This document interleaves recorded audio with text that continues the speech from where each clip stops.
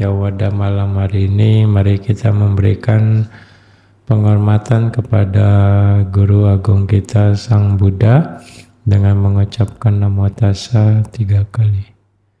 Namo Tassa Bhagavato Arahato Sama Sambuddhassa. Namo Tassa Bhagavato Arahato Sama Sambuddhassa. Namo Tassa Bhagavato Arahato Sama Sambuddhassa. Yo kapakotihi pi apameyang kalang karonto adidukarani kedanggato lokahitayanato namo mahakarunika satasa. Kepadanya Sang Bagawa yang selama berkalpa-kalpa tak terhingga telah melakukan perbuatan-perbuatan yang sangat sukar dan yang telah bersusah payah demi kesejahteraan dunia, sembah sujud kepada Bagawa yang sangat welas asih. Asam Buddham Buddhani sevitam yam bawa bawam gacati jiwa loko. Namo awijadi kilesa jala widam sino dhammawara satasa. Kepada dunia makhluk hidup yang dalam keadaan belum tercerahkan dan belum tersentuh oleh para Buddha, terus mengembara dalam proses menjadi dan tidak menjadi, sembah sujud kepada Dhamma yang mulia, penghancur jaring ketidaktahuan dan noda-noda batin lainnya. Gune hiyo sila samadhi panya wimuti nyana pabuti hiyuto ketang jananam kusalatikanam tamaria samgam sirasanamami. Aku menundukkan kepala kepada Sangga mulia yang dipenuhi dengan kebajikan seperti kemoralan, konsentrasi, kebijaksanaan, pembebasan, serta pengetahuan dan penglihatan tentang pembebasan, dan yang merupakan ladang jasa bagi mereka yang mencari kebajikan. Icewa mancanta nama saneyam nama sakmano ratanatayam yam punya bisandam wipulam alatam tasa nubawena hatantarayo. Dengan demikian, setelah bersujud kepada Tiratana, 3 permata yang paling layak untuk dihormati, aku memperoleh aliran jasa yang luas dan segala rintangan pun tersingkirkan oleh kekuatannya. Sadu, sadu, sadu. Malam semuanya, Sukhi Hotu, salam metta. Ya, dimanapun Anda berada malam hari ini, ya kita jumpa lagi di kesempatan baik ini untuk melanjutkan cerita tentang parami. Parami ini luas dan menarik untuk diperhatikan, khususnya bagi Anda yang memang mau mencapai pencerahan. Ya, ini adalah syarat mutlak ternyata Anda yang mau mencapai pencerahan, mencapai nibbana, gitu. Nah, di dalam tradisi Theravada, ya, istilah parami itu merujuk pada kualitas-kualitas luhur yang dikembangkan secara sempurna sebagai landasan pencapaian spiritual tertinggi. Ya. Parami memiliki peran penting terutama dalam jalan bodhisatta, yaitu jalan panjang menuju kebudahan melalui pengembangan moralitas, kebijaksanaan, dan juga welas asih yang universal. Ya, syarat mutlak bagi para bodhisatta untuk mencapai kebudahan, untuk mengembangkan parami. Ya,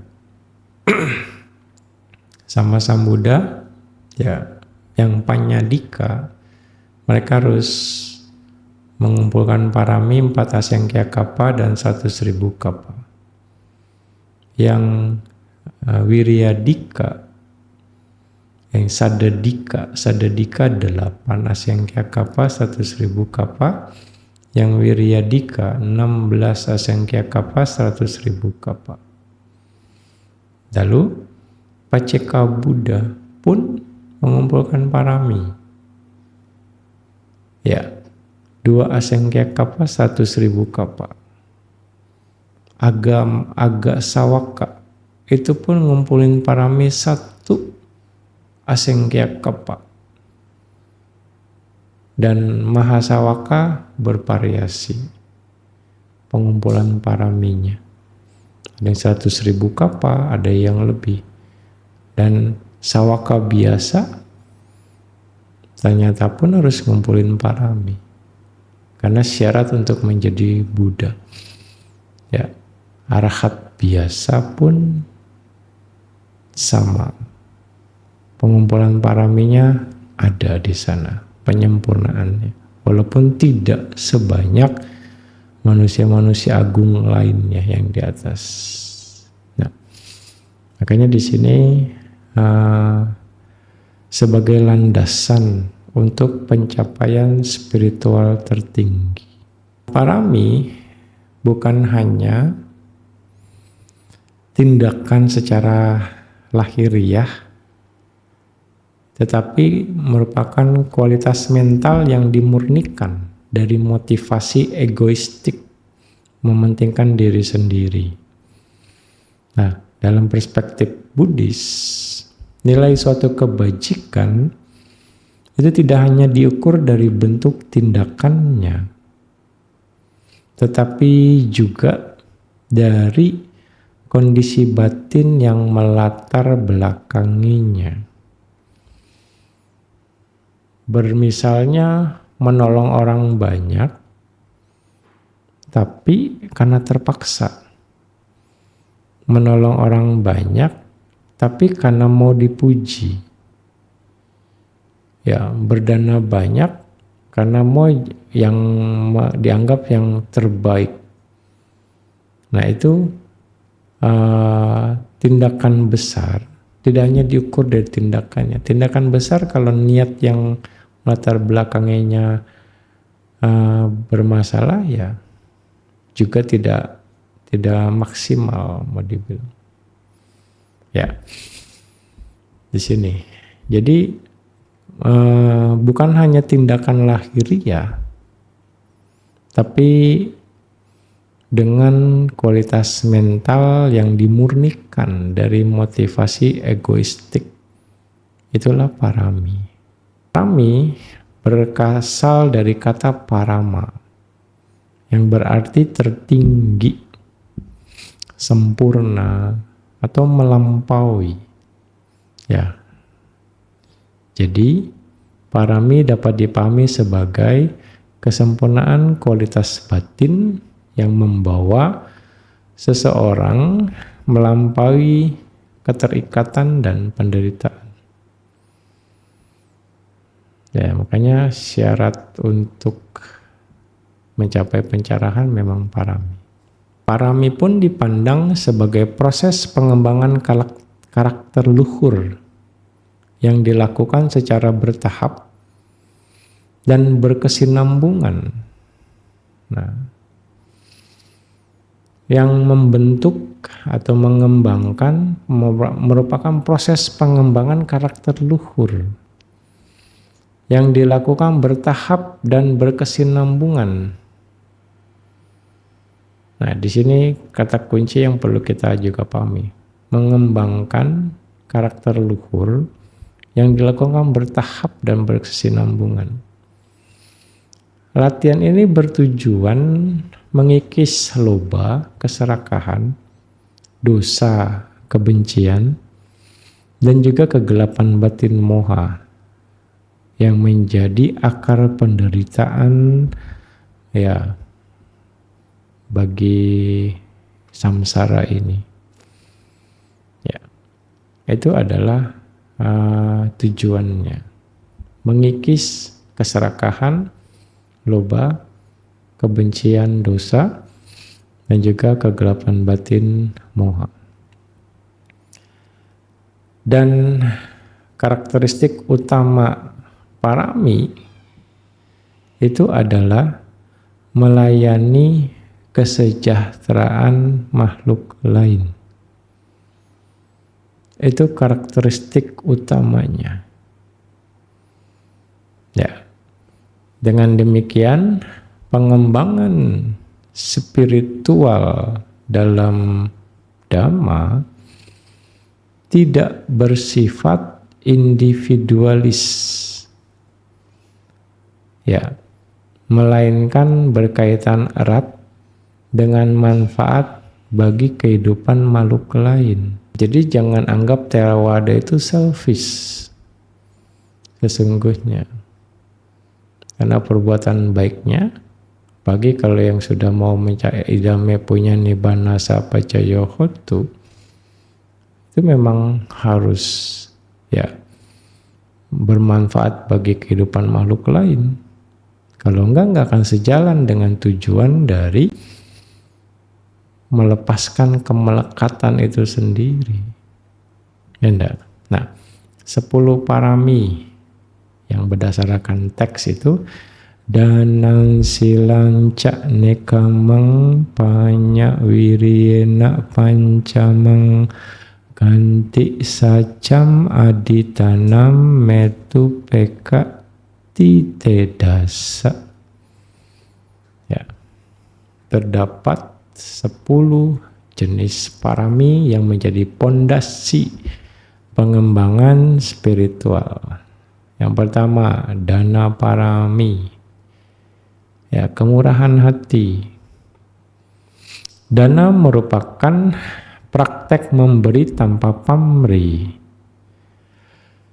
Ya, dana bukan sekedar transfer materi, tetapi latihan melepaskan keterikatan dan mengembangkan kepedulian sosial. Itu dana. Dana dapat berbentuk pemberian materi, pemberian rasa aman, pemberian pengetahuan, maupun pemberian maaf. Ya, secara psikologis, latihan dana membantu mengurangi sifat posesif dan egosentris.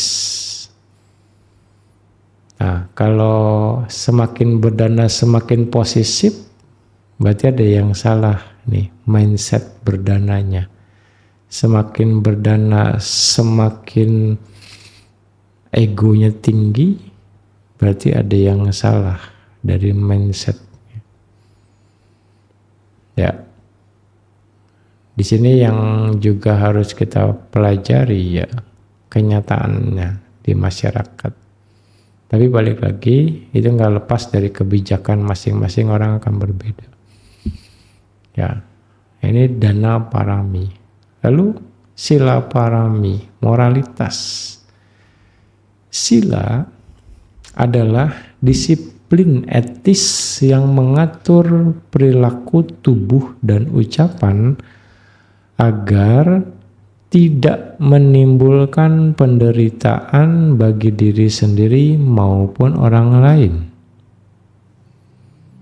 Ya. Sila berfungsi sebagai pondasi harmoni sosial, pengendalian diri, dan dasar kestabilan mental untuk perkembangan meditasi serta kebijaksanaan. Ini penting sekali untuk memahami pelaksanaan sila. Ya, dari sudut pandang yang benar. Karena banyak orang, umat Buddha sendiri nggak paham pelaksanaan sila itu apa. Yang penting nggak melanggar. Udah nggak melanggar cukup. Saya nggak bikin kamu buruk. Ya kan? Nggak dapat esensinya. Pada pelaksanaan sila itu mengatur perilaku tubuh dan ucapan agar tidak menimbulkan penderitaan. Jadi berkata baik, berkata sopan, ya berkata yang tidak menyakitkan, itu pun bagian dari pengendalian ucapan, penterjemahan dari pelaksanaan sila. Karena sila itu memberikan rasa aman, memberikan rasa nyaman, pada akhirnya memberikan rasa kedamaian bagi siapapun di sekitar kita. Ya, itu esensi dari sila. Anda jaga sila, tapi Anda ucapannya tajam ke orang. Nah, esensi silanya nggak masuk. Anda nggak bikin nyaman orang. Anda tukang kritik orang misalnya. Anda tukang komplain sama orang. Nggak masuk karena itu nggak bikin nyaman. Kalau komplainnya untuk lebih baik, kritik yang membangun, bagus. Tapi kalau komplainnya menyalahkan dan bikin orang nggak nyaman, jadi pelaksanaan sila Anda belum terlalu jauh, belum begitu dalam. Karena dari sisi ucapan Anda nggak bikin orang nyaman. Salah satunya. Itu harus kita terjemahkan dengan baik. Kalau kita memang mengerti, sekali lagi ya, tidak menyakiti yang lain, tidak menyakiti juga dari tindakan dan juga dari sisi ucapan.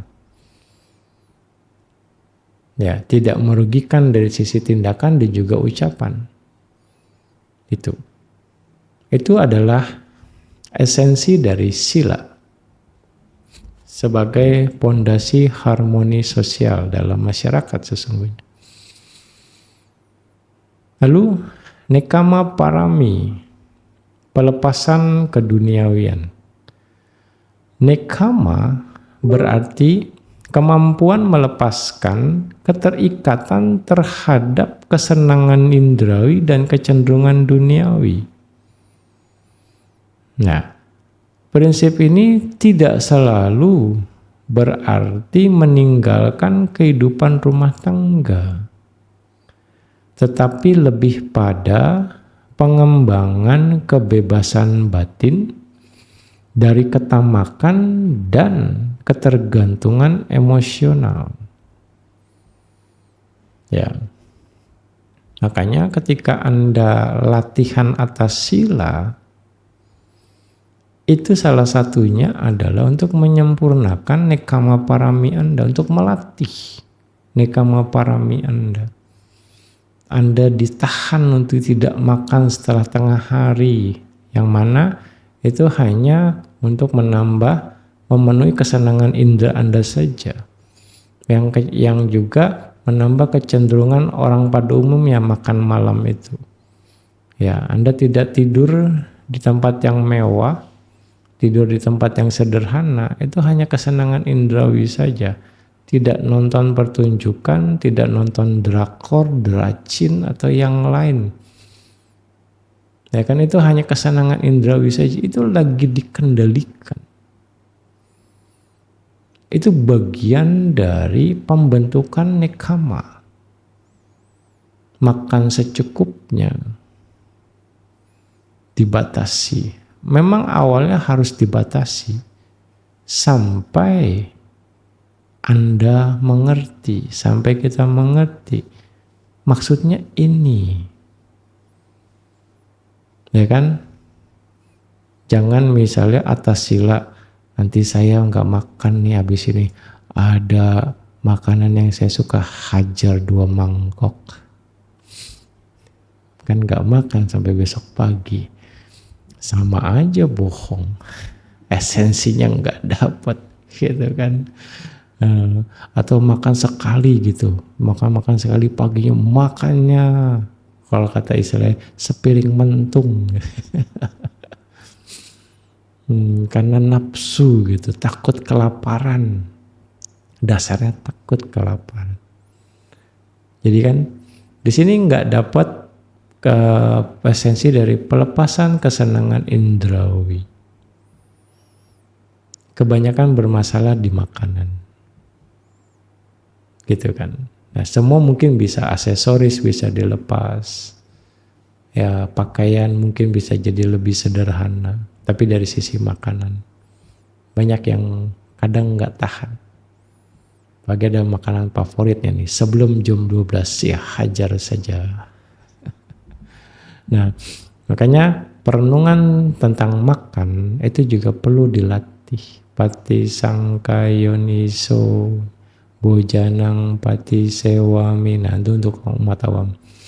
Newa dawayana madayana mandanayana wibusanaya yawa dewa imasakaya satitiya ya panaya wihing suparatia upasaka nugahaya iti puranan cak wedanang patihang kami nawanca wedanang na upadesami yatra came bawisati anawajata capasui haroca. Nah, itu cara meredam kesenangan indrawi, nafsu keinginan terhadap makanan. Nah, itu bentuk pengendalian diri. Nah, ini ranahnya dari sila juga, sehingga pelaksanaan sila itu akan, pengendalian diri itu akan menambah potensi nekama itu sendiri, pelepasan terhadap kesenangan indrawi, ya, dan kecenderungan duniawi itu sendiri, ya enggak. Prinsip ini sekali lagi tidak selalu berarti meninggalkan kehidupan berumah tangga, tetapi lebih pada pengembangan kebebasan batin dari ketamakan dan ketergantungan emosional. Nah, misalnya sebagai umat awam Anda harus ke pesta. Ya, Anda renungkan pakai pakaian ini bukan untuk senang atau karena apa, karena memang kebutuhan ke pesta itu seperti ini. Nah, mindset ini dibentuk supaya Anda tidak melekat terhadap kemewahan atau kesenangan indrawi itu sendiri. Dijaga walaupun memang rentan. Tapi setidaknya Anda sudah punya batasan itu. Dengan pemahaman yang terus diperkuat dan dicoba lagi, diulangi lagi. Maka ini latihan yang berkesinambungan. Ya, jadi nanti Anda pakai pakaian apapun, mau yang jelek, mau yang bagus, ya sama aja fungsinya. Kira-kira. Nah itu. Ya. Lalu, panya parami atau kebijaksanaan.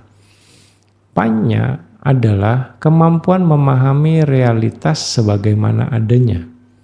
Yata buta nyana dasana, terutama mengenai ketidakkekalan anicca, penderitaan duka, dan tanpa inti yang kekal atau diri, tanpa diri anatta. Kebijaksanaan menjadi elemen penting agar kebajikan tidak dilakukan secara membabi buta, melainkan berdasarkan pemahaman yang benar. Nah, di zaman sekarang rentan sekali orang ya menganggap semuanya benar, apalagi umat Buddha. Pokoknya apa kata biku, apa kata pemuka agama pasti itu benar, pasti dhamma. Padahal nggak ada sumber referensinya. Labelnya Buddha itu pasti dhamma, padahal banyak agama. Ya, dan banyak kejadian seperti itu. Dan sangat berbahaya dalam artian itu akan menjadi potensi kita untuk terus bertemu dengan agama. Kalau tanpa kita sadari, kita semakin menyukai dan menambah sanya tentang agama itu sendiri. Itu akan memperkuat potensi dan itu menghalangi kita, bisa menjadi potensi penghalang untuk bertemu Dhamma. Karena kecenderungannya kita senang sama agama pada akhirnya. Nah, makanya Anda pun harus pandai. Harus punya kebijaksanaan untuk melihat, bisa mengkategorikan Dhamma bagaimana, agama bagaimana. Kira-kira seperti itu ya. Nah. Lalu wirya parami, semangat atau energi. Wirya merujuk pada usaha yang tekun dan konsisten dalam mengembangkan kualitas baik dan meninggalkan kualitas buruk. Nah ini ya, mengembangkan kualitas baik dan meninggalkan kualitas buruk. Usaha yang tekun dan konsisten. Inilah wirya secara dhamma. Bukan ngangkat barang sebanyak-banyaknya, bukan semangat melakukan kebajikan sekuat-kuatnya, bukan berdasarkan tenaga atau usaha Anda, tapi bagaimana Anda bisa terus mengembangkan kualitas baik yang sudah ada dan yang belum ada dimunculkan, dan meninggalkan kualitas buruk yang ada dan yang belum ada jangan dimunculkan. Itu usahanya ke sana. Itulah wirya. Kita tahu nih sifat kita egois misalnya. Anda harus banyak volunteer service untuk menghancurkan keegoisan Anda. Anda harus banyak melayani orang lain untuk menghancurkan ego Anda. Ya, Anda suka marah-marah nih. Marah-marah nggak karuan misalnya. Lebih baik marah-marahnya itu saya baca parita aja. Jadi ucapan yang saya ucapkan ya ucapan benar terus. Anda rajin baca parita misalnya. Itu kan salah satu cara untuk mengetahui potensi mana yang harus diperbaiki. Ya, Anda malas misalnya. Ya, saya harus rajin. Kalau bisa saya nggak tidur atau bagaimana untuk mengatasi rasa malas ini gitu. Nah, banyak hal yang harus jadi lawannya. Dalam artian untuk diperbaiki. Itu cara kita melatih untuk jadi lebih baik. Ya. Dalam psikologis Buddhis, wirya berkaitan dengan ketahanan mental, disiplin, dan motivasi internal yang sehat. Ya, untuk berubah menjadi lebih baik. Anda pelit misalnya, ya harus banyak berdana sampai Anda bisa melepaskan kekikiran Anda. Anda melekat, Anda juga harus banyak latihan melepas dalam perbuatan baik sekali lagi. Nah itu cara-cara yang berlawanan atau kebalikan dari apa yang negatif itu kita bisa bentuk. Makanya ya berbuat baik. Salah satu caranya. Ya. Nah, di sana itu adalah wirya parami. Jangan semangat, tapi semangatnya nambahin karma baik sebanyak-banyaknya. Ya itu bisa jadi rentan dengan loba pada akhirnya. Ya di sini esensi dari paraminya Anda dapat, atau esensi dari makna dari wirya itu sendiri akan bias pada akhirnya. Nah, kanti parami kesabaran. Kanti merupakan kemampuan menanggung kesulitan, hinaan maupun penderitaan tanpa kemarahan dan balas dendam. Kesabaran dalam Dhamma bukan pasif, ya, melainkan bentuk pengendalian diri dan stabilitas emosi yang matang. Gitu. Nah, orang sabar bisa aja kesel, gremet, untung saya udah kenal Dhamma, kalau nggak saya hantam ini. Ya kan, fisiknya doang sabar, pikirannya nggak sabar, ditahan-tahan. Ya berarti nggak 100% sabarnya itu, karena ditahan aja gitu. Nah itu, ya, yang di sini adalah bentuk pengendalian diri dan stabilitas emosional yang matang. Itulah kesabaran. Kita harus bentuk lagi dan lagi. Dan bukan pasif, sekali lagi, bukan pasrah juga. Tapi karena kita mengerti memang ini harus dilakukan. Pengendalian diri. Ya. Lalu saca parami, kebenaran dan kejujuran. Saca berarti komitmen terhadap kebenaran dalam pikiran, ucapan, dan tindakan. Prinsip ini menjadi dasar integritas moral dan konsistensi batin. Nah, kalau dalam kalimat Pali uju ca suhuju dalam Karanya Metta Sutta ya, uju ca su, jujur dan sungguh jujur. Ini ada kualitas saca, kebenaran. Jadi kebenaran pikiran, ucapan, dan tindakan. Ada orang yang pura-pura ucapannya sama tindakannya baik, tapi dalam hatinya baru segitu aja udah sombong gitu misalnya. Padahal dia kasih selamat ya mudita cita. Tadi dalam hatinya seperti itu. Saya juga bisa lebih dari Anda misalnya. Nah, ucapan dan tindakannya nggak selaras dengan pikirannya yang mendasari. Itulah bentuk, bisa sebagai bentuk kepura-puraan, maya dan satya. Ya, jadi di sini ketulusan. Ya, berbuat apa tapi pikirannya bermain. Buat yang baik tapi pikirannya nggak bermain gitu. Nah, ini beda dengan saca. Saca parami kebenaran dan kejujuran betul-betul dari hati. Nah, mau dibilang bahasa umumnya gitu ya. Dari hati kejujurannya ditransfer melalui ucapan dan juga tindakan.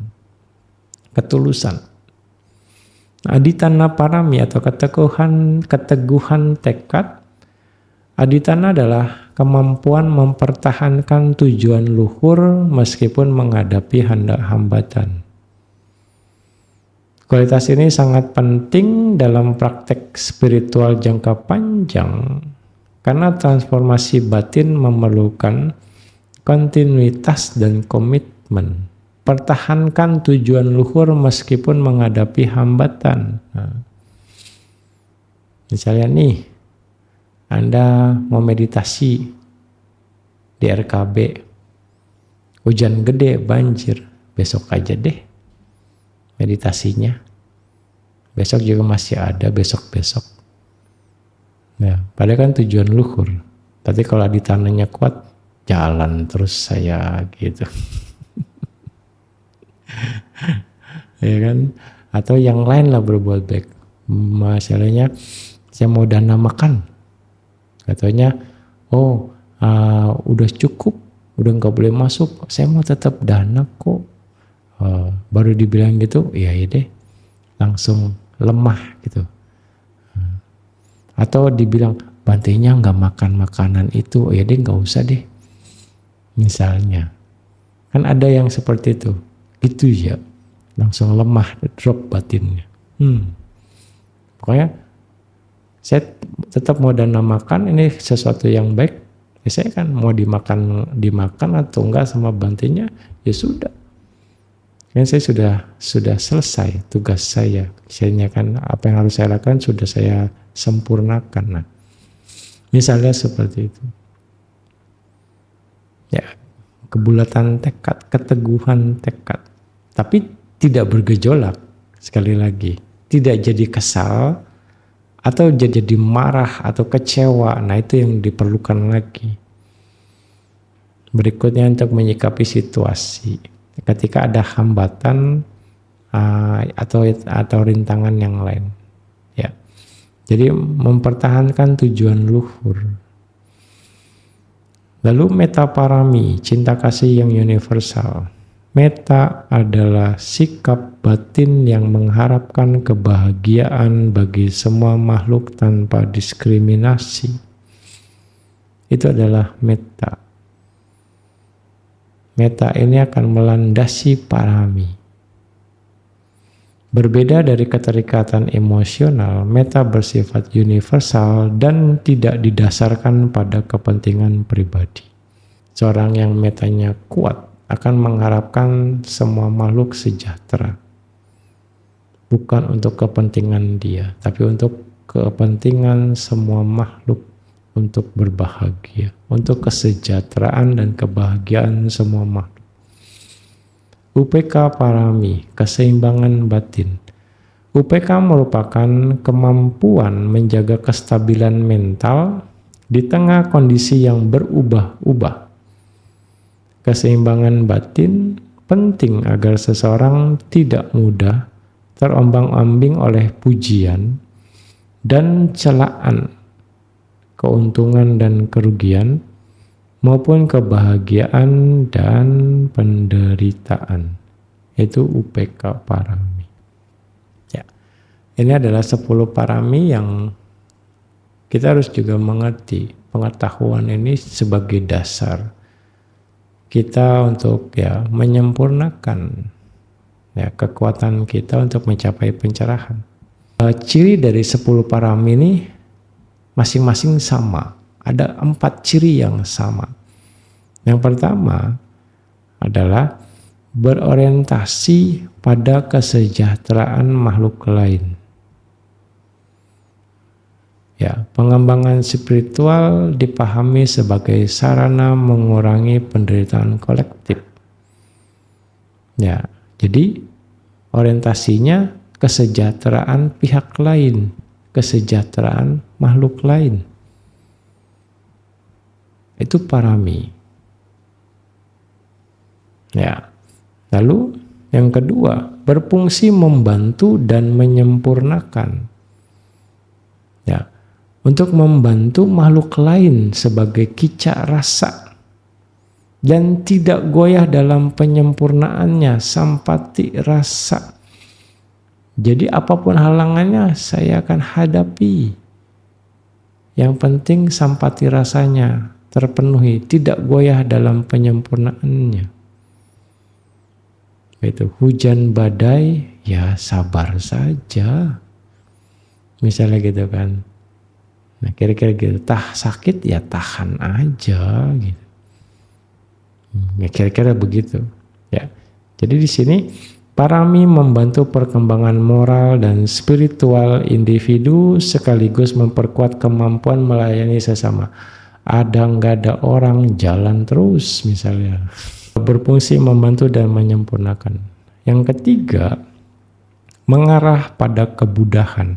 Nah, di sini parami menjadi sebab bagi munculnya kualitas-kualitas luhur yang membawa seseorang menuju pencerahan sempurna. Ya, ya mencapai pencerahan sempurna, yang mencapai tingkatan arahat, mencapai tingkatan kesucian, mencapai nibbana, ya minimal dari sotapana, sakadagami, anagami, dan arahat. Tingkatan kesucian, jadi parami diperlukan. Jadi sekali lagi di sini informasi yang sangat penting bagi Anda. Ketika Anda memang mau mengarah ke tingkat kesucian, Anda harus mulai perkuat parami Anda. Ya, apapun kebajikan Anda, ya tujuannya dengan parami. Idame punyang nibbana sapajayotu, itu akan diperkuat, ya dicapai dengan parami. Sekali lagi. Ya, makanya terbebas dari loba, dosa, dan moha. Itu satu poin.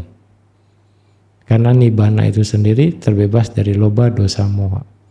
Tapi berikutnya yang perlu ditambah parami itu adalah untuk kesejahteraan banyak makhluk. Pelepasan di sana, pelepasan ego Anda. Ya kan, pelepasan dari loba diti, loba mana.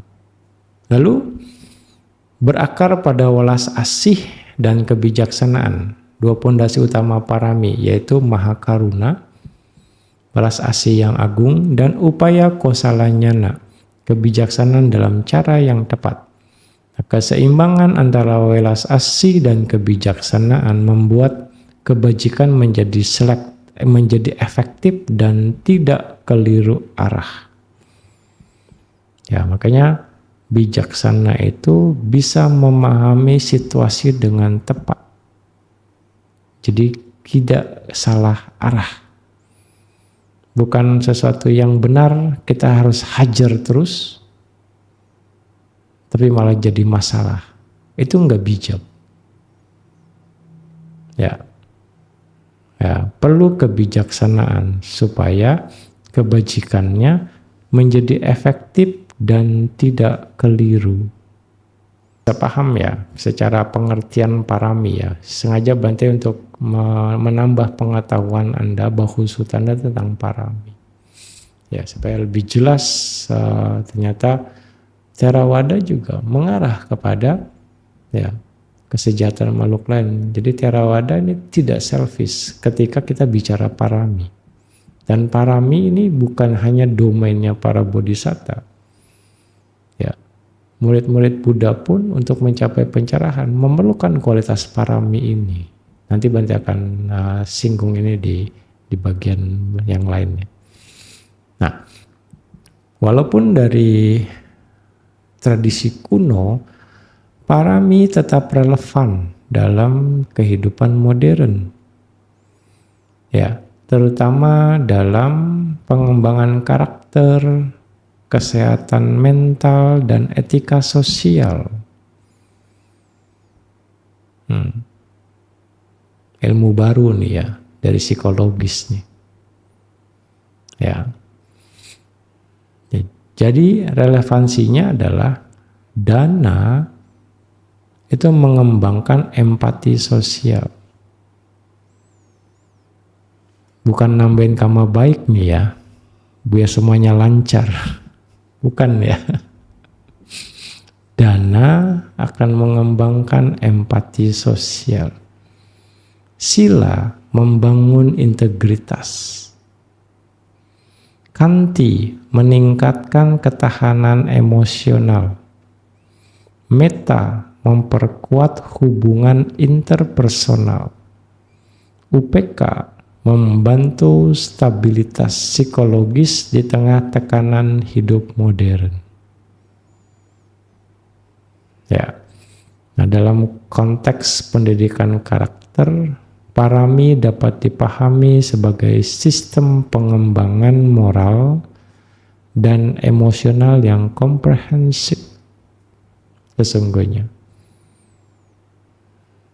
Baik sekali nih kalau diajarkan kepada anak-anak dalam keluarga pembentukan parami ini.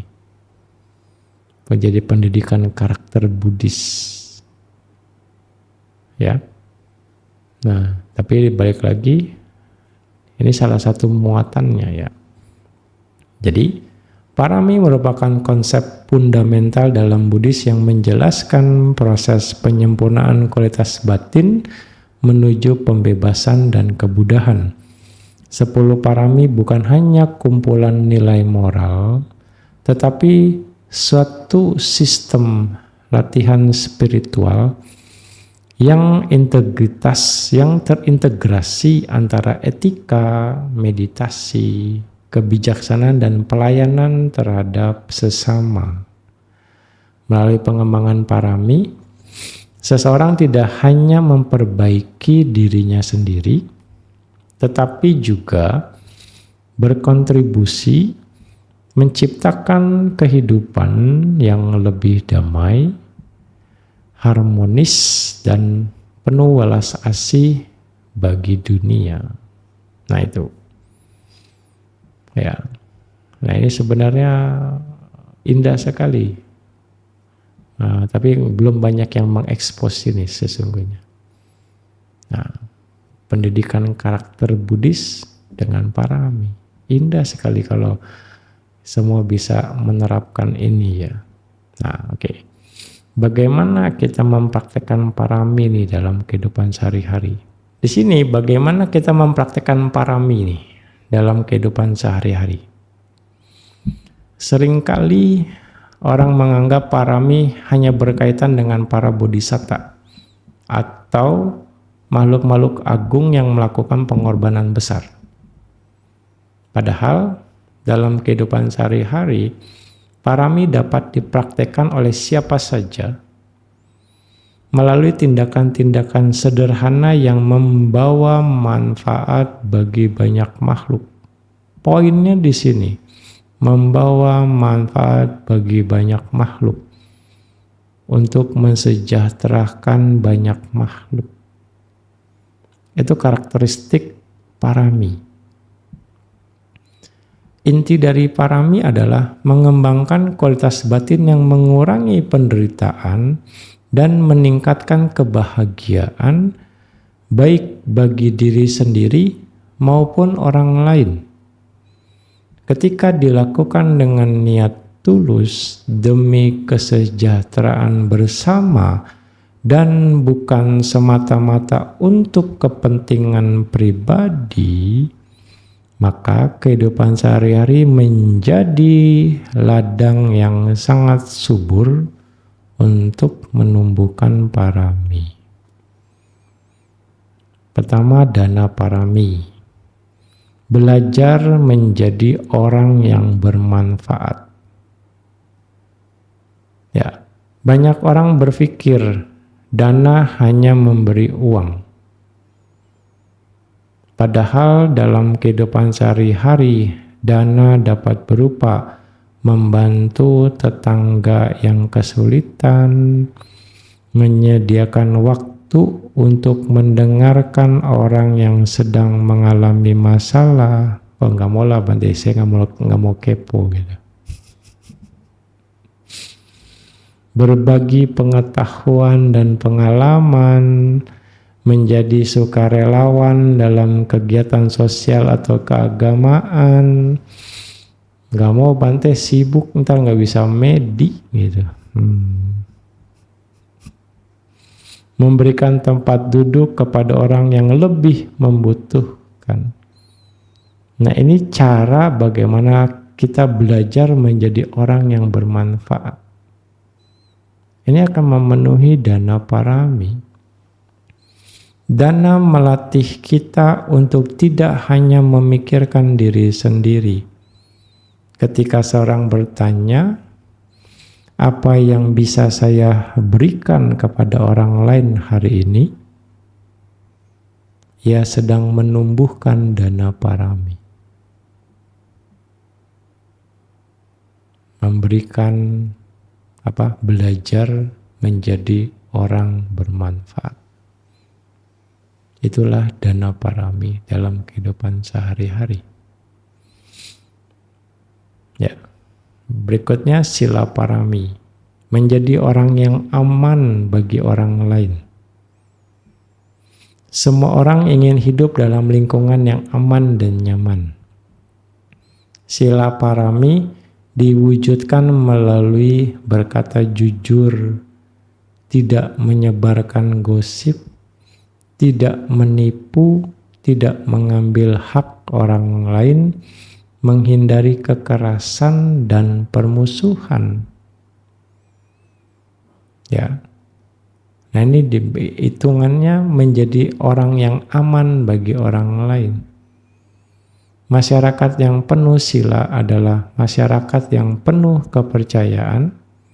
Orang yang menjaga sila menjadi sumber ketenangan bagi keluarga, teman, dan lingkungan sekitarnya.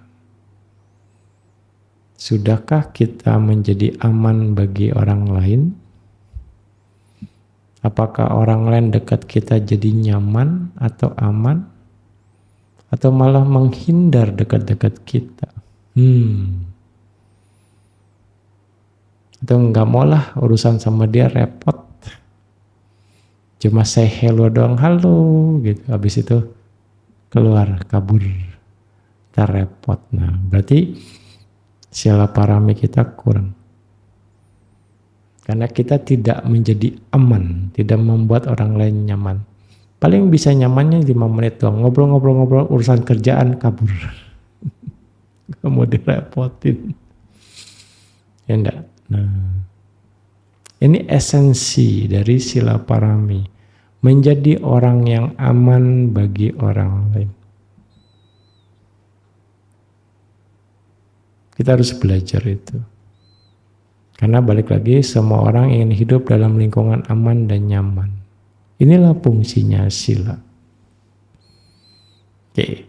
Lalu nekama parami. Belajar mengalah demi kebaikan bersama.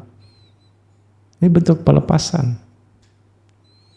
Dalam kehidupan bermasyarakat, tidak semua keinginan pribadi harus dipenuhi. Kadang kita perlu mengalah dalam perdebatan yang tidak penting.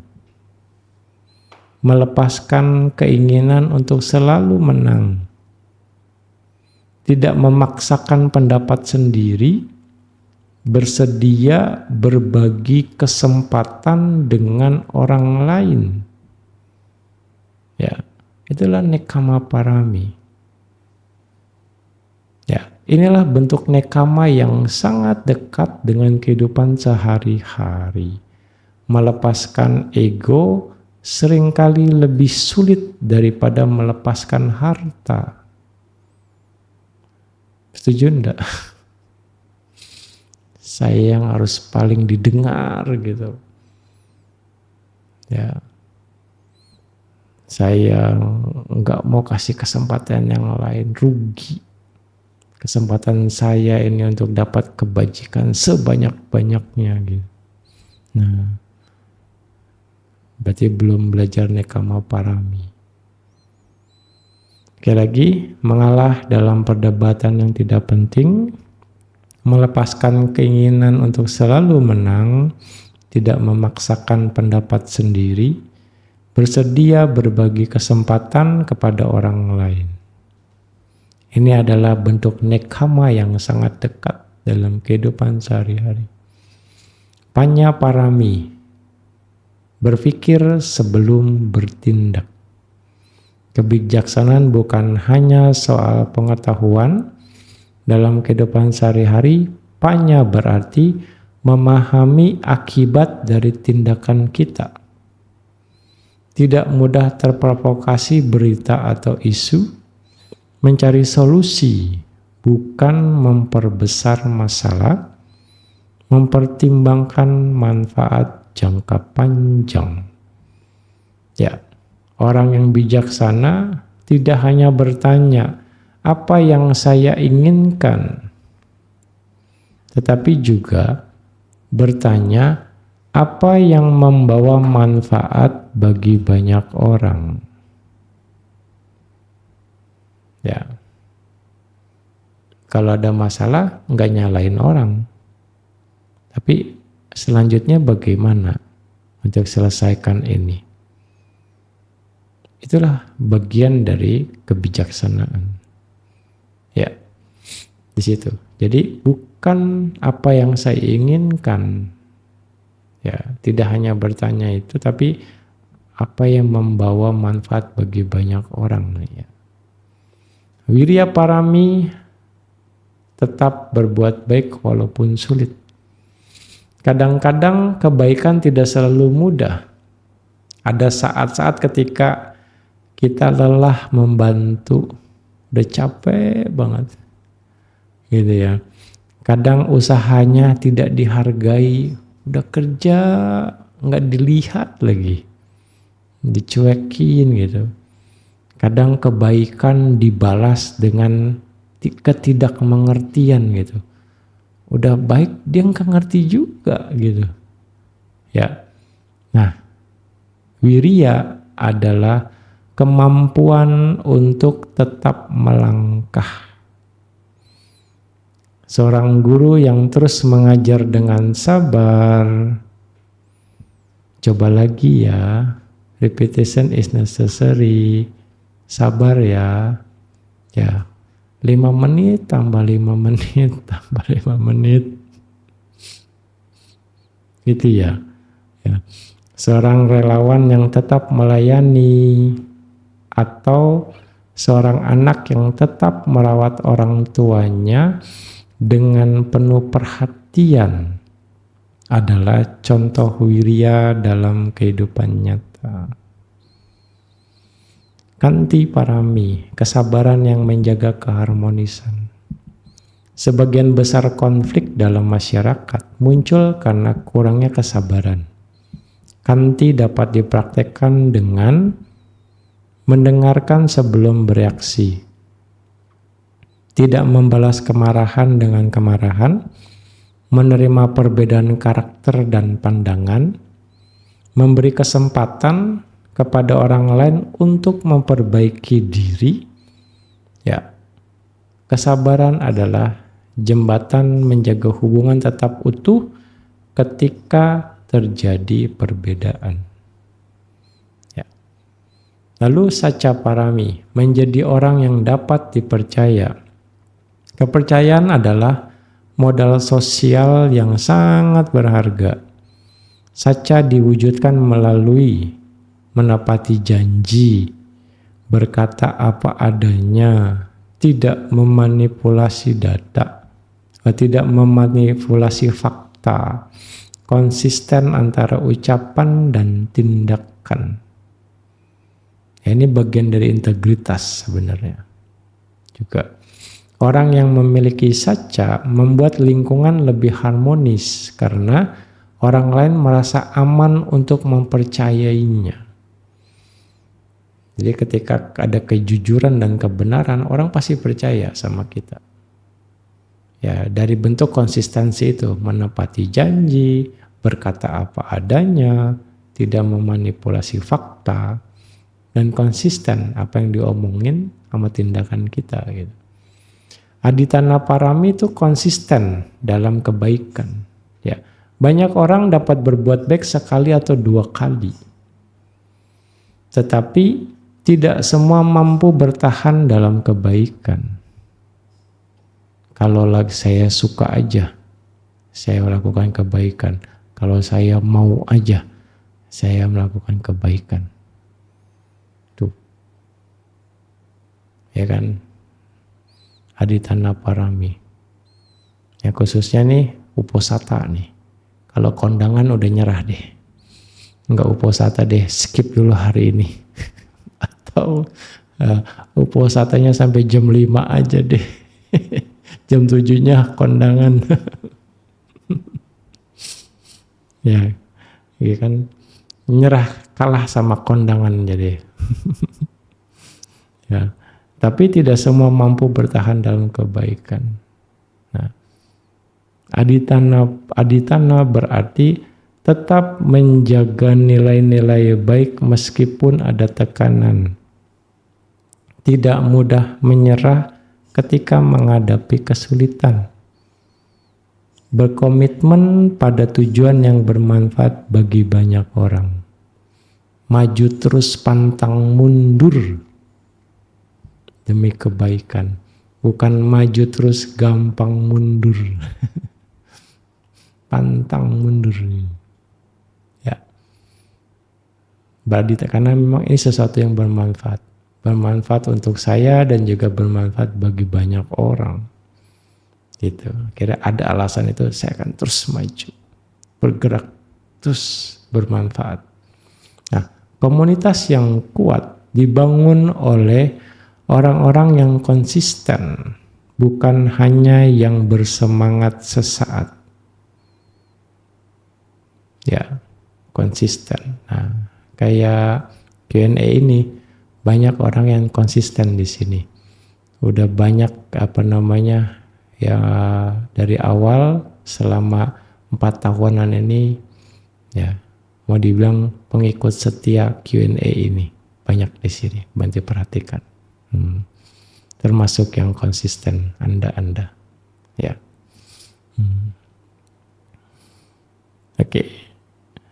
Metta parami, melihat orang lain sebagai sahabat dalam kehidupan. Metta adalah dasar keharmonisan sosial. Prakteknya sederhana, menyapa dengan ramah, menghargai perbedaan, turut berbahagia atas keberhasilan orang lain, tidak menyimpan kebencian, berharap semua makhluk berbahagia. Ketika metta berkembang, hubungan menjadi lebih hangat dan konflik lebih mudah diselesaikan. Ya, ini cara mengakumulasi metta parami dalam kehidupan sehari-hari. UPK parami tetap seimbang dalam segala situasi. Dalam kehidupan kita akan menghadapi pujian dan celaan, keuntungan dan kerugian, kesuksesan dan kegagalan. UPK membantu kita tetap tenang dan tidak mudah terombang-ambing. Dengan keseimbangan batin, keputusan yang diambil menjadi lebih bijaksana dan hubungan dengan sesama menjadi lebih stabil. Ketenangan, keseimbangan diperlukan, ya. Makanya perlu dilatih lagi dan lagi. Nah, inilah ya praktek parami yang bisa dilakukan dalam kehidupan kita. Sangat dekat, ada. Nah, itu adalah kebaikan. Ya kan? Ini adalah kebaikan yang sangat bermanfaat. Kalau kita bisa melakukan itu, harmonis kita dengan siapapun sebenarnya. Ya kan? Inilah Dhamma. Indahnya Dhamma. Nah, ada pertanyaan yang kemarin nih, baru Bante bilang, bagaimana satu parami dipraktekkan, parami lain ikut bertumbuh. Nah, ya. Jadi di sini bayangkan misalnya seseorang menjadi sukarelawan dalam kegiatan sosial masyarakat. Ini juga Bante sudah kasih tahu yang kemarin ya. Jadi Bante ulang lagi. Ia memberikan waktunya. Itu adalah bentuk dana. Ya. Bayangkan misalnya seorang sukarelawan dalam kegiatan sosial masyarakat. Volunteer service lah. Ia memberikan waktunya, itu dana. Menjaga kerjasama dengan baik, itu bagian dari sila. Ya, biar semuanya aman, nyaman. Menjaga kerjasama dengan baik. Lalu mengesampingkan kepentingan pribadi, itu bagian dari nekama. Ya, untuk kepentingan bersama. Mencari cara terbaik membantu, itu banyak. Bekerja dengan tekun sesuai dengan job desk-nya, wirya. Bersabar menghadapi berbagai karakter, itu kanti. Jujur dalam tanggung jawabnya, saca. Tetap berkomitmen sampai tugas selesai, aditana. Melayani dengan cinta kasih, metta. Dan tidak mencari pujian, UPK. Nah, Dalam satu tindakan sederhana, seluruh parami dapat hadir sekaligus. Ketika kita bisa memahami ini dengan baik. Makanya Bante bilang, ketika satu dhamma bergerak, maka dhamma-dhamma yang lain pun akan mengikutinya. Ya, inilah keindahan dhamma. Ya. Nah, para Buddha dan Bodhisatta mengembangkan parami selama waktu yang sangat panjang, bukan demi kemuliaan pribadi, melainkan demi kesejahteraan makhluk yang tak terhitung jumlahnya. Ya, oleh karena itu, setiap kali kita melakukan kebajikan dengan niat mempererat persaudaraan, menciptakan keharmonisan, mendukung kelestarian dhamma, membantu sesama, serta melimpahkan jasa kepada leluhur dan semua makhluk, kita sedang berjalan pada arah yang sama dengan jalan yang ditempuh para makhluk agung. Ya, yaitu bukan untuk kemuliaan pribadi, melainkan demi kesejahteraan makhluk yang tak terhitung banyaknya. Bukan untuk kepentingan pribadi, sekali lagi. Ya, mungkin skala tindakan kita berbeda. Ya, mungkin kita bisa cuma misalnya 10 orang saja, kalau bodhisatta mungkin tak terhingga. Ya kan, mengumpulin parami aja 4 asengkaya kapa 100.000 kapa. Kita sebisanya saja. Tapi, ya sekali lagi, mungkin skala tindakan kita berbeda, tetapi kualitas batin yang dilatih adalah kualitas yang sama.